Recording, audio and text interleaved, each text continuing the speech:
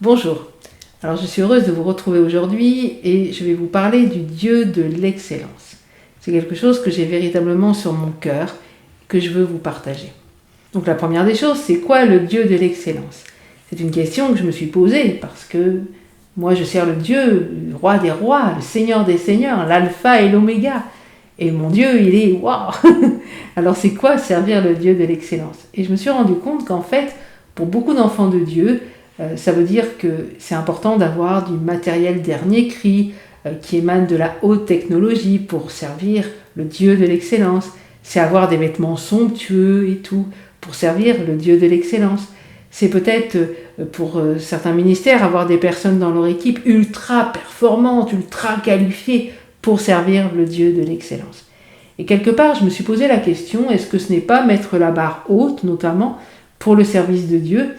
Parce que je me rends compte en fait que dans la parole de Dieu, et notamment dans 1 Corinthiens chapitre 1, 27 à 29, il nous est dit que Dieu a choisi les choses basses et méprisées du monde, celles qui ne sont rien, pour réduire à néant celles qui sont, afin que personne ne puisse faire le fier devant Dieu, en fait afin que personne ne se glorifie, et aussi afin que personne ne prenne la place de Dieu. Donc je pense que quand nous pensons servir le Dieu de l'excellence et exceller en tout point de vue, eh bien, nous nous trompons parce que Dieu, ce qu'il cherche, c'est notre cœur.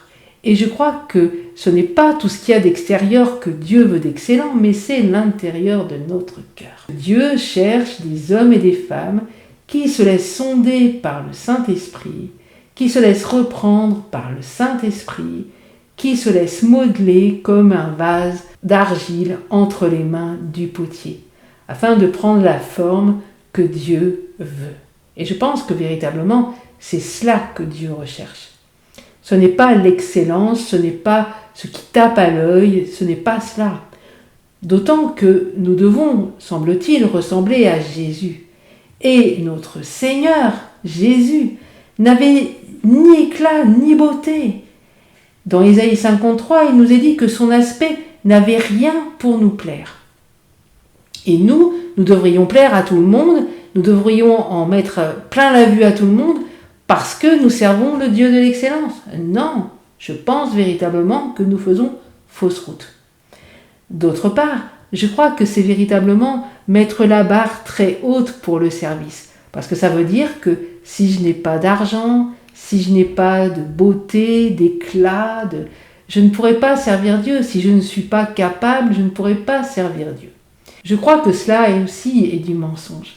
Parce que Dieu n'appelle pas des gens capables, mais il rend capables celles et ceux qu'il appelle. Alors peut-être te sens-tu petite, méprisée, pas riche, pas belle, pas ci, pas là. Eh bien, tu es le bon candidat.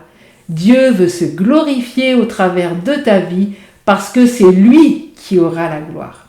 Voilà ce que je voulais vous partager et je pense véritablement que Dieu est en train de lever une armée prophétique qui aura peut-être pas d'éclat extérieur, mais qui aura un cœur aligné à son cœur, un cœur qui battra au diapason du cœur de Dieu.